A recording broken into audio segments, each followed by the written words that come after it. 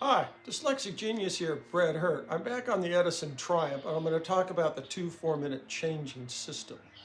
And this was originally a B model, and then when Edison came out with the 4-minute cylinders, they created a changer unit that you could get from Edison that would switch your old machine from 2 minute to 4 minute, and you kept your machine. And they're very nice little attachments. You see these all the time. But there's a weak point in these. And the weak point is this little nipple that you can barely see, and it kind of looks like this right here, number one. And the tops of them are kind of thin, and I'll discuss this, and the reproduction ones are a little bit thicker on the top. You can see here's a reproduction one. Well, this little nipple fits into the gear train right here, and then this screw here holds in a spring. On the originals, the spring is here and the top of the nipple is right here. And sometimes they're not machined up high enough to push down on the nipple. Okay, this little piece that goes down. And on the shaft that it rides on, we have these two indentions that were machined.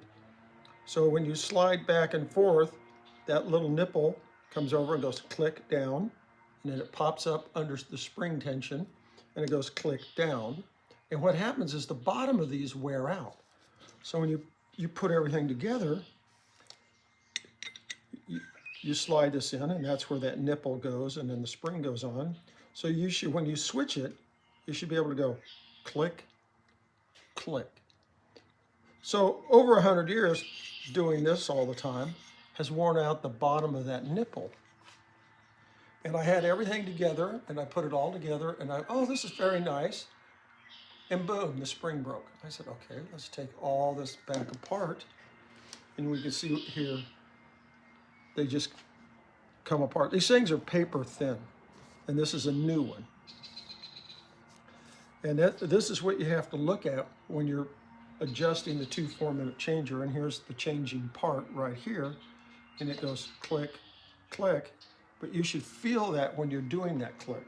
On assembly, you should put just a little bit of sewing machine oil on here so that this will run smoothly back and forth, and you should be able to hear click, click.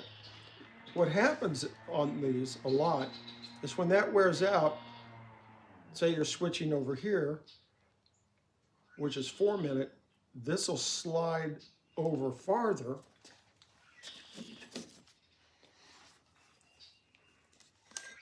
And this is the lead screw, and it lines up with these two teeth and this slot in it. And it'll run into the lead screw, and it'll literally slow your machine down. It doesn't stop. There should always be a little bit of gap between the two when you have these assembled. Because if you click over to 4, it goes like that, and then it doesn't want to rotate. And you have to look at this closely too if you have one. And you go, I wonder why my machine slows down when I go into 4-minute. This is one of the reasons.